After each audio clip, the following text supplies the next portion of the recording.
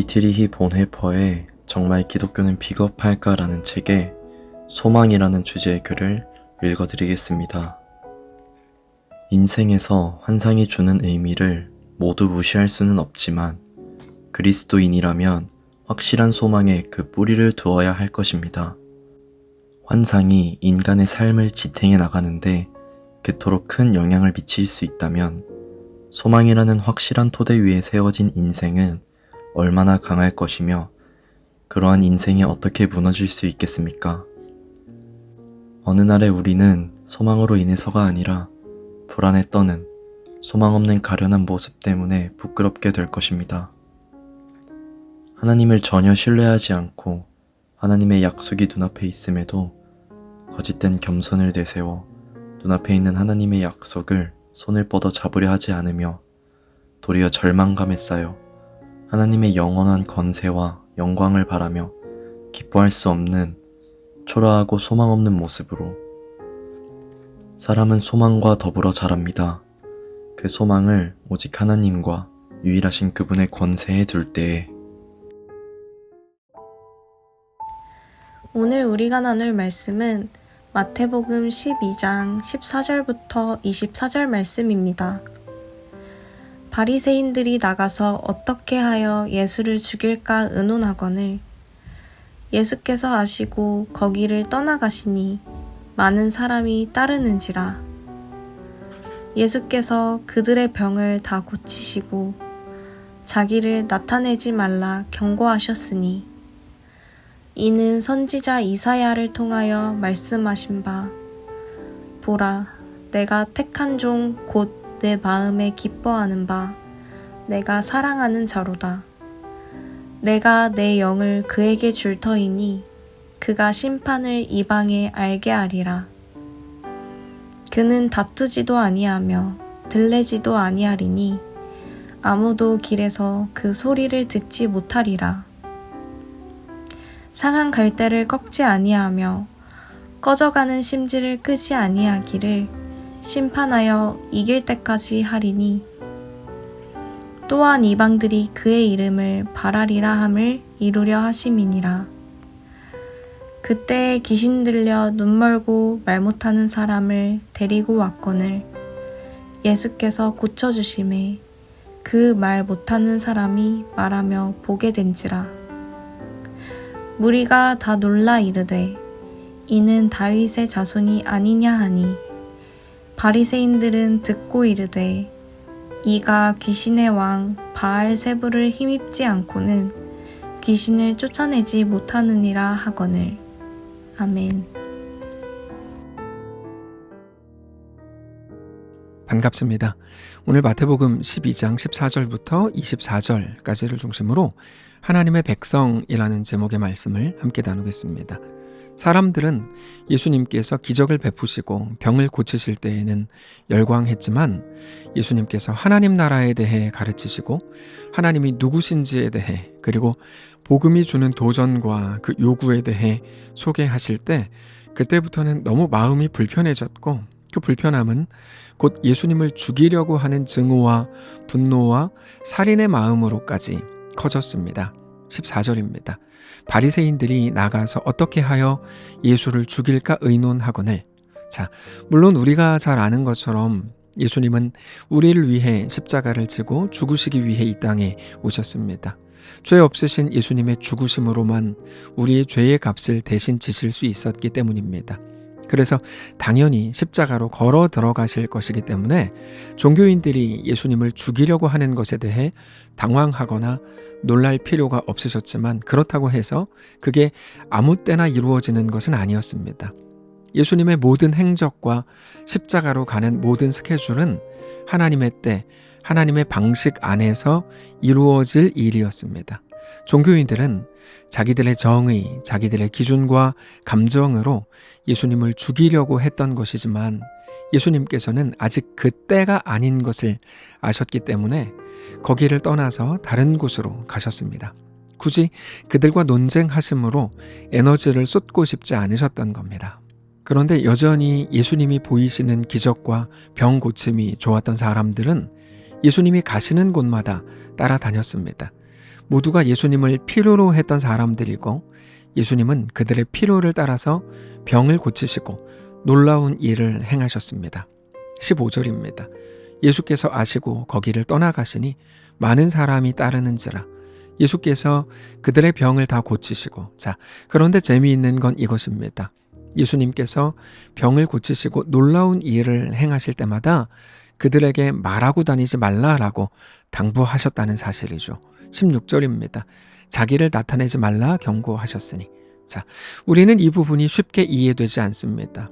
왜냐하면 상식적으로 이상하게 보이기 때문입니다.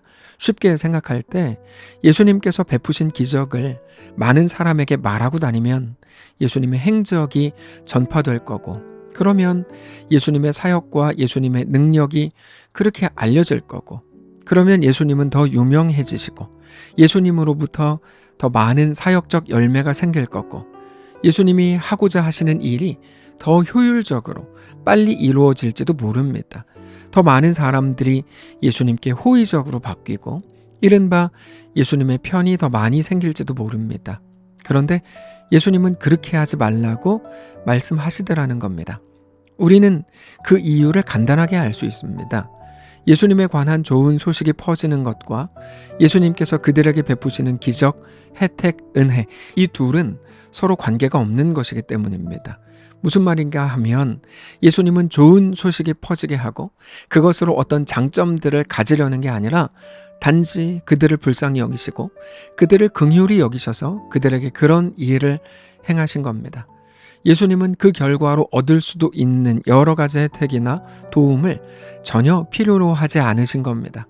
우리는 자주 실용적인 방식들을 기대하지만 그렇게 볼 때 우리 예수님은 너무 실용적이지 않은 분으로 소개됩니다. 우리는 누군가가 좋은 일을 행했을 때 그것으로 인해서 파생될 더 좋은 결과들을 기대하지만 우리 예수님은 좋은 일과 그 일에 대한 결과를 자주 구분하십니다. 당장 오늘 본문을 보면 예수님께서 많은 병자를 고치시고 은혜를 베푸셨지만 그건 다만 그들에게 대한 긍휼의 마음이었을 뿐이고 그것으로 어떤 것도 다른 좋은 것을 얻을 계획이 없으셨다는 말입니다. 그러니까 누군가가 보기에 그게 너무 답답한 거죠. 왜 더 좋은 효율을 낼 수 있는데 그거를 거부하는지 답답해할지도 모릅니다. 그런데 예수님께서 그렇게 행하시는 이유가 있습니다. 예수님은 다만 하나님의 뜻, 하나님의 말씀만이 예수님의 기준이셨기 때문입니다. 그게 17절 이하에 이렇게 소개됩니다. 이는 선지자 이사야를 통하여 말씀하신 바 보라 내가 택한 종 곧 내 마음에 기뻐하는 바 내가 사랑하는 자로다. 내가 내 영을 그에게 줄 터이니 그가 심판을 이방에 알게 하리라. 그는 다투지도 아니하며 들레지도 아니하리니 아무도 길에서 그 소리를 듣지 못하리라. 상한 갈대를 꺾지 아니하며 꺼져가는 심지를 끄지 아니하기를 심판하여 이길 때까지 하리니 또한 이방들이 그의 이름을 바라리라 함을 이루려 하심이니라. 여기에 보면 예수님의 어떤 논리적인 해석이나 설명이 아니라 오직 하나님의 말씀에 모든 초점을 맞추고 계셨다는 걸 알 수 있습니다. 그러고 보면 예수님은 예수님 당신이 이 땅에 왜 오셨는지 어떻게 살아야 하는지를 너무 잘 아셨습니다. 예수님은 유명해지려고 오신 게 아닙니다. 오직 하나님의 말씀을 이루고 순종하시려고 오셨습니다. 그게 예수님이 이 땅에 오신 절대적인 이유였고 이 땅을 살아가신 유일한 방식이셨습니다. 우리는 자주 알지 못하는 것을 확신하는 때가 있습니다. 모든 것이 추측이고 예상이고 자기의 가정인데 그거를 확신해서 자기의 논리를 펼치는 사람들을 보게 됩니다. 그건 너무나 안타까운 일입니다. 우리의 삶은 그렇게 어쩌다가 만들어지는 게 아니기 때문입니다.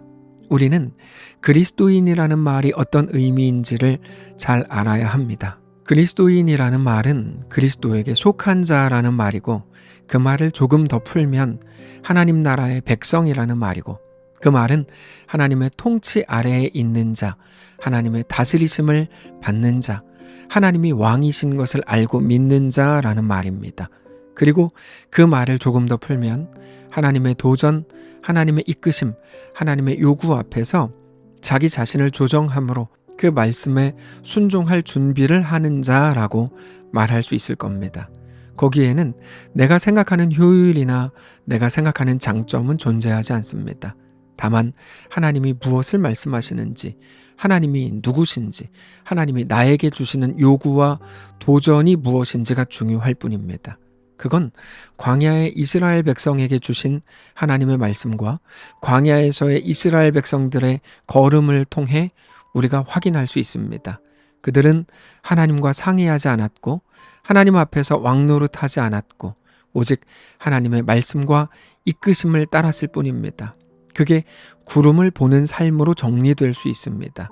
구름이 멈추면 이틀이든지 한 달이든지 1년이든지 그들도 모든 짐을 풀고 거기에 머물러 지냈고, 구름이 이동하면 역시 그게 이틀이든지 한 달이든지 1년이든지 모든 짐을 싸서 이동했습니다.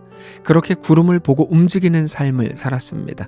모든 이유는 오직 하나님이 가지셨고 오직 하나님이 주인이셨고 하나님이 주관하셨습니다. 그런데 그게 그들을 살게 했습니다. 여러분 기억하십시오. 하나님은 죽이는 자가 아니라 살리는 분이고 생명의 주관자이십니다. 우리를 가장 가치 있고 가장 살아있는 자로, 가장 가슴 뛰는 자로 만드시는 분입니다. 그렇게 신자의 가치, 성도의 가치를 가지게 합니다. 하나님의 그 목적 아래에서 오늘 우리의 삶이 펼쳐지고 이루어질 겁니다. 그러므로 우리는 오늘 하나님을 신뢰하면서 하나님의 이끄심 앞에 그렇게 순종해야 할 것입니다. 순종하기 위해서 우리의 시간과 계획과 일정과 기준과 오름과 모든 생각을 조정해야 할 것입니다. 지금 이 세상에 익숙한 우리의 마음으로는 하나님의 뜻을 따를 수 없기 때문입니다. 그러나 그 끝에, 하나님의 말씀을 따른 그 끝에 우리는 진정한 생명력, 영원한 생명을 얻고 누리게 될 겁니다. 오늘 그렇게 하나님의 백성이 되시고 하나님 백성의 걸음, 그 조정과 순종이 시작되는 날 되시기를 원합니다. 기도하겠습니다. 살아계신 하나님 감사합니다. 우리 삶을 그렇게 붙드시고 인도해 주옵소서. 하나님이 우리의 유일한 생명의 주인이신 것을 알게 하시고, 그러므로 하나님의 도전과 하나님의 이끄심 앞에 내 삶을 조정하고 순종함으로 서게 하시옵소서. 온전한 하나님의 백성이 되는 놀라운 은혜가 우리 삶 가운데 펼쳐지는 우리의 오늘이 되게 하시옵소서. 하나님 특별히 오늘 출산하는 김도희, 박신희 집사님의 가정을 돌보시고 그들 가운데 놀라운 은혜를 더하여 주시고 가장 평안케 하시는, 가장 안전하게 하시는 하나님의 은혜로 넘쳐나게 하시옵소서. 오늘 태어나는 아기와 산모가 둘 다 건강하게 하시고 그 아기를 통해 하나님의 영광 받으시고 모든 사람들을 주께로 돌아오고 교회와 하나님의 자랑과 영광이 되는 거룩한 아이가 되게 하시옵소서. 함께 기도하는 모든 성도들에게도 동일한 은혜를 주시고 하나님을 알되 깊이 알고 하나님을 깊이 사랑하는 믿음의 가정, 믿음의 모든 성도를 다 되게 하시옵소서. 감사드리며 살아계신 우리 주 예수님의 이름으로 기도합니다. 아멘. 사랑하는 성도 여러분, 하나님께서 오늘 하루를 우리에게 허락하셨습니다. 믿음으로 우리 주께 나아가시기를 원합니다. 특별히 기도한 것처럼 오늘 박신희 집사님, 김도희 집사님 가정에 둘째 아기 하온이를 출산합니다. 하나님의 은혜가 그 가정 가운데 부어지기를, 산모와 아기를 위해 기도하시고 또 온 교회 모든 성도들과 그들의 가정을 위해 기도하는 귀한 날 되시기 바랍니다.